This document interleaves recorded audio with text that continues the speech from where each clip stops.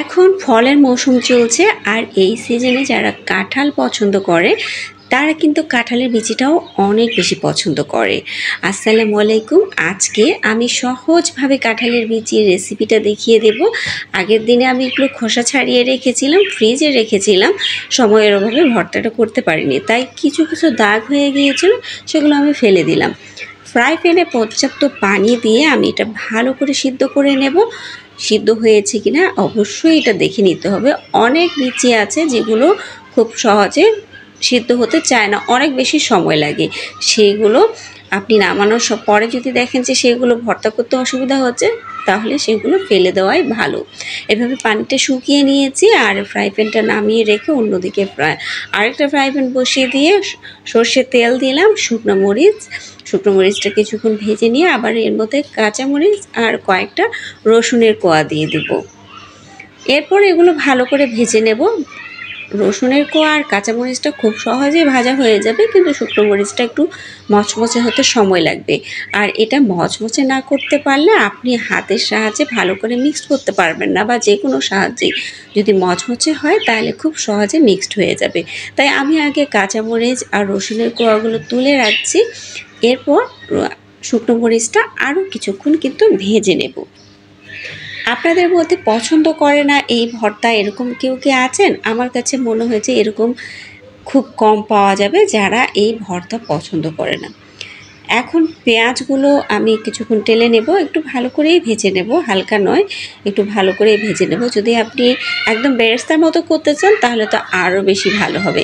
আমি বেরেস্তার মতো না করলে ওর কাছাকাছি একটু ভেজে নিয়েছি। এরপর সব কিছু ভাজাভাজি শেষ, এর মূল ভর্তায় চলে যাব। শুকনো মরিচের মাথাগুলো ফেলে দিচ্ছি, ফেলে দিয়ে একটা স্টিলের গ্লাসের সাহায্যে আমি এগুলো মিক্সড করব। লবণ দিয়ে দিলাম, লবণ দিয়ে এখন মিক্স করে নেব। আপনারা চাইলে এটা শিলপাটাতেও বাটতে পারেন, শিলপাটাতে খুব দ্রুত হবে। আমার কাছে শিলপাটা খুবই কষ্টকর, তাই আমি এই গ্লাসের সাহায্যে কষ্ট হলেও কিন্তু করছি। তবে হ্যাঁ, বলছি যে এইখানে কিন্তু আপনার একটু যুদ্ধ করার পালা, একটু যুদ্ধ করতেই হবে। গ্লাসের সাহায্যে এরকম মিক্সড করতে করতে আপনার হাত কিন্তু ব্যথা হয়ে যেতে পারে, কিন্তু খাওয়ার সময় এই ব্যথা আপনার একটুও মনে হবে না। খাওয়ার সময় মনে হয় যে কম হয়ে গিয়েছে। এখন কাঁঠালের বিচিগুলো একটু করে দিব আর একটু করে মিক্স করব। সবগুলো একসাথে দেব না, সবগুলো একসাথে দিলে কিছু মিক্সড হবে, কিছু মিক্সড হবে না। সবগুলো ভালো করে মিক্সড করতে হবে, তাই অল্প অল্প করে আমি কিন্তু এভাবে মিক্স করে নেব। তারপর যেটা বলছিলাম, আপনারা অবশ্যই কমেন্ট করে আমাকে জানাবেন এই কাঁঠালের বিচি আপনারা কে কীভাবে পছন্দ করেন। কাঁঠালের বিচি দিয়ে আমি কিন্তু ডালও পছন্দ করি, এর ভর্তাও পছন্দ করি, আবার এর কিন্তু আলাদা আলাদা রেসিপিও আছে। আমি আপনাদেরকে এই সহজ সহজ রেসিপিগুলো দেওয়ার চেষ্টা করব। এই ভর্তাটা আমি আরও অন্যভাবে আপনাদেরকে করে দেখাবো, যেটা আপনাদের কাছে সহজ মনে হবে। আমি সব সময় সহজ দেওয়ারই চেষ্টা করি, যাতে কারো কষ্ট না হয়। অবশেষে আমি সব কাঁঠালের বিচিগুলো একসাথে দিয়ে দিলাম, দিয়ে আবার একটু যুদ্ধ করা শুরু করলাম।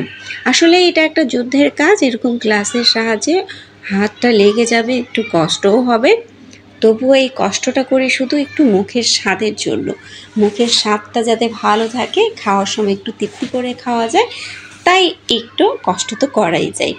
এখন সবগুলো কিন্তু মিক্সড হয়ে গিয়েছে। সর্ষের তেল দিয়ে দিলাম এক গাদা। সর্ষের তেল দিয়ে কিন্তু আগেও ভাজাভাজি করেছি, শেষের দিকে আরও একটু সর্ষের তেল দিলে এর স্মেলটা অনেক বেশি ভালো লাগে।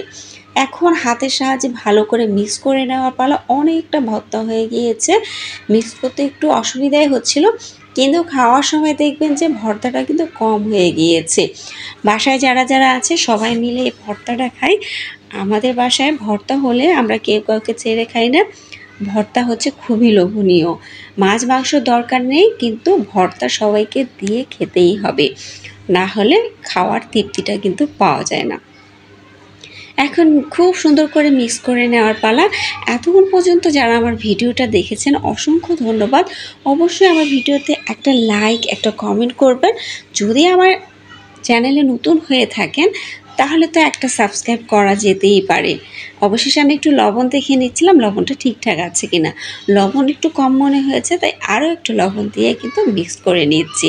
যেটা বলছিলাম, নতুন হয়ে থাকলে আপনি সাবস্ক্রাইব করে পাশে থাকবেন। আর যদি ফেসবুক থেকে এই ভিডিওটি দেখে থাকেন তাহলে ফলো দিয়ে পাশে থাকবেন। আপনার লাইক, কমেন্ট, ফলো, সাবস্ক্রাইব আমার কাছে অনেক বেশি গুরুত্বপূর্ণ। আজ তাহলে এই পর্যন্তই। ভালো থাকবেন। নতুন আরও একটা রেসিপি নিয়ে হাজির হব। আর হ্যাঁ, সবশেষে কিন্তু আরেকটু সরষের তেল দিয়েছিলাম ডেকোরেশনের জন্য। চাইলে আরও সুন্দরভাবে ডেকোরেশন করে নিতে পারবেন। ভালো থাকবেন। আসসালামু আলাইকুম।